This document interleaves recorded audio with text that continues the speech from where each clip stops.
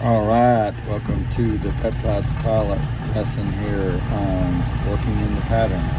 Today we're going to be working in the pattern in the Cirrus SR20. We have a lock-on and horizontal pose. Normally aspirated airplane, we got an IO390, which means 390 cubic inches. Horizontal pose, fuel injected.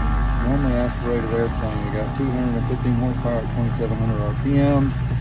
We use avgas 100 low lead, which is blue, 58.5 gallons, 56 usable, and we have 20 W50 Phillips oil cross country, and we'll be using 7 quarts, 6 on the stick showing. Everything looks good there, and getting ready now to talk about our working in the pattern. All right, so when we get ready to work in the pattern, we're going to be pulling up to our hold short sign. We're going to be looking up into the pattern, making sure that there's no traffic around. This is a non-towered airport today, so we're going to be making our own calls, looking to the left, looking to the right. There's nobody up in the pattern, so we're going to make our call like this. Calhoun traffic, this is Cirrus 753 Juliet Tango, taking active runway 35, working the pattern, Calhoun traffic. All right, that's the way the call is going to sound. All right, so working in the pattern today, we're going to pull out onto the runway. We're going to be verifying that we're on runway 35. We've looked up in the pattern. We're already clear left, clear right. We're going to get our airplane lined up on our center line, and we're going to put our brakes on. Once we get ready to take off, we're going to be full power, drop our heels to the floor, and we're going to steer with our right rudder. The reason why we're steering with our right rudder is because of 4 different reasons, right? Our left turning tendencies. We have torque effect, we have P factor, spiraling slipstream, and our gyroscopic precession. So the airplane is going to want to pull to the left when we add full power, which is the reason why we're going to hear me saying right rudder a lot. So right rudder, we got full throttles, drop our feet, and here we go. Airspeed's alive, all of our engine parameters in the green, everything's looking good. All right, so we're coming up on our 71. As soon as we reach our 71 to 75, we're going to easily pull back on the yoke and start liftoff. There's our liftoff. Now we can ease off on our pressure a little bit. Let's get some ground effect, gain speed. As soon as we hit 81, we want to start our climb. 81 is going to be our best angle of climb. Now we're climbing up, and now we're above 85. As soon as we hit 85 and clear of obstacles, flaps are coming up, flaps are coming up. Make your calls out just like that. So as we're going up, now we're staying on our runway heading here. We've already got our heading bugged for our runway, and now we're climbing up on our upwind. This is called the upwind section, and we're going to climb up to about 300 feet of our pattern altitude. As soon as we reach that 300 feet of our pattern altitude, then we're going to make our left turn call out, which is our crosswind. It'll sound like this.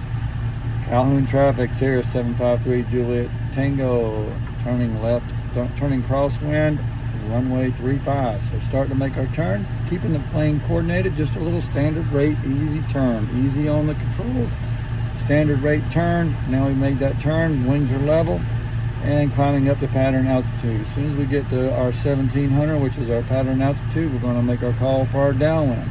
Calhoun traffic, this is Cirrus 753 Juliet Tango, turning downwind, runway 35. As soon as we get turned downwind, wings level, spotted our runway there, power back to 50%. We want to be running about 100 knots on our downwind, and we are. Everything's looking good. Now everything feels good. Just relax. Coming up on our beam to our numbers. Before we get to our beam to our numbers, we already want to have our before landing checklist out.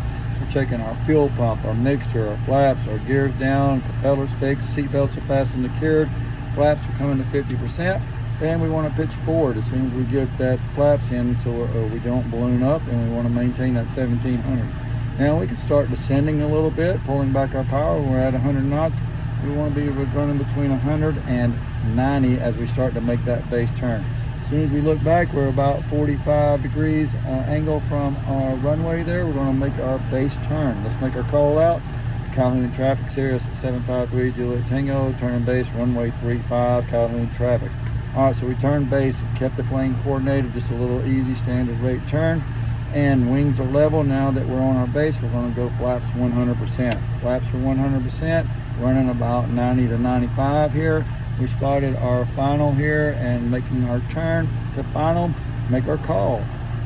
Cirrus, Calhoun traffic, Cirrus 753 Juliet Tango, turning final, Calhoun traffic. You do not have to call out the runway on final. They already know which runway you're landing on. Making that nice little coordinated turn, keeping our speed around 90, turning final. We should be lined up. Now we're going to take a look at, as we're descending, take a look at our pappies there. We should have 2 whites, 2 reds. If you got 4 whites, we're a little high. We want to come down a little bit.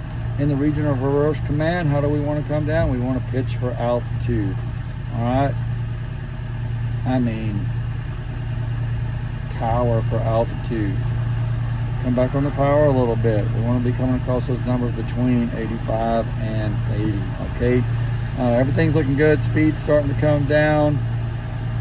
Nice stable descent coming in. Everything's looking good. Nice stable descent. Everything's looking good. There's 85. Here's our numbers. As soon as we cross over those numbers and we know that we've got the runway made, just a little 5 degrees nose up, and go ahead and come out of the power all the way to idle and just hold it off a little bit. Just hold off the airplane. Let the airplane descend down on its own, and hold center line and let the airplane land itself. Good job, good job. And there's a nice smooth butter landing. Apply the brakes, get the plane stopped, and let traffic know that you're taxiing off the runway. Once we get taxiing off the runway, we clear our hold short line. We're going to make our call to traffic, Calhoun traffic, Sierra 753 Juliet Tango, clear runway 35. Now we can stop the airplane and do our after landing checklist and clean up the airplane. All right.